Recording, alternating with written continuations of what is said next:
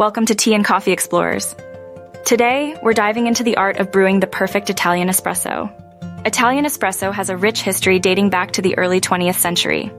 Invented in Italy, espresso quickly became a cornerstone of Italian culture. To brew the perfect espresso, you'll need a high-quality espresso machine, a grinder, and fresh coffee beans. Ensure your equipment is clean and well-maintained for the best results. Step-by-step guide.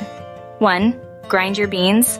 Use fresh, high-quality beans. Grind them finely. 2. Measure and tamp.